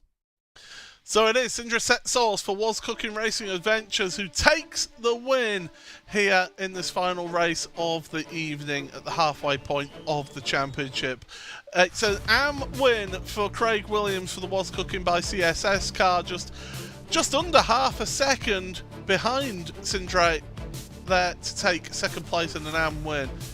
Mikey Pollard for AI Race Summaries DCW Racing Yellow gets second place in AM, third place overall in the end of that one, ahead of Vive Nijkamp for Impulse Racing in fourth. Elliot Roberts is third place in AM for that Was Cooking Racing Adventures car. So the Craig Setup Shop and Was Cooking Racing teams doing very good out of this one, because Jack Sedgwick Was Cooking by CSS car, sixth place for him, ahead of his championship rival, crucially ahead of his championship rival of Ross McFarlane in the end. Andreas Gilman finishes 8th ahead of Andy Shield, and Richard Simner round out your top 10. Wojciech Savinovic is 11th ahead of Dan Martin, with Damon Mulqueen, Stuart Bickley, Tim Reinhardt, Damien Harris after that incident in the last corner of the last lap, down in 16th in the end. Paddy Faulkner and Wayne Douglas, 17th and 18th for them. Jake Blackhall 19th again after his adventures in the last lap in 19th, with Martin Shirley rounding out the top 20. 21st for the Battered and Bruised, Stefan Scheller, with Maciej Sakovic. He'll be kicking himself over that mistake. 22nd in the end of that race after starting on pole position. Alexander House does not finish 2 laps down, and Carsten Geisler was involved in that incident on lap number 1, does not finish 8 laps down. Sindra Setsource got the fastest lap as well in the end there, and well, Connery, high drama, excitement, chaos, panic, disorder, name them all, that's what we got here today. Yeah, absolutely. It certainly was one of the more intriguing race meetings that we've had so far this season, that's for sure. Even though we have a little bit of a smaller field this time out, it seems like the action did not drop off whatsoever, especially as those big reverse grids came into effect, and of course the safety cars as well, affecting things a huge deal at the end there. But yeah, it's great to get Road America under our belts here. We've got our next event going to be at Sebring. So Sebring for race meeting number 7 of the season there. I hope you like bumps. Well, I can tell you from experience just a couple of weeks ago, the bumps do have an effect. I'm just saying, get my excuses in. Yeah, the second half of the season, I don't know if we can see the schedule for the rest of the season, because we have seen the first half of the season. We're going to have a week off next week, so we will not have World Touring Cars next week. But in 2 weeks' time, it's going to be Sebring International Raceway. We then carry on that North America run at Watkins Glen and then VIR. Now that is 3 racetracks that I absolutely love in that one. VIR, I think, could give us some tremendous races. And then to finish off, the 3 British tracks of Brands Hatch, Donington Park and Silverstone. I mean, the second half is, if the first half is anything to go by, the second half is going to be fantastic. Yeah, I've got to love the finale at Silverstone as well. Such an awesome high-speed circuit, lots of overtaking opportunities into the big braking zones. It's possibly one of the best, if not the best circuit in terms of on-track action that we could possibly go to. But yeah, I'm certainly looking forward to the second half of the season here, Paul. I can't guarantee I'll be commentating any more races, but I'll certainly be behind the scenes as things go here on this one to see who comes out as our champions of the 2 categories at the very end here, the driver categories anyway. Yeah, absolutely. It's going to be tremendous stuff, and I can tell you that the Pro Championship after this round is going to be a lot closer with Sedgwick getting those really good results this week. So I'm afraid that is all that we've got time for here today on RaceSpotTV. I've been Paul Smith with Connery Maddock joining me on commentary and behind the scenes in production as well. It has been a tremendously exciting, dramatic and somewhat controversial round of the World Touring Car Series. We'll see you in 2 weeks' time for the week number 7 of the championship from Sebring International Raceway. Until then, though, it's goodbye.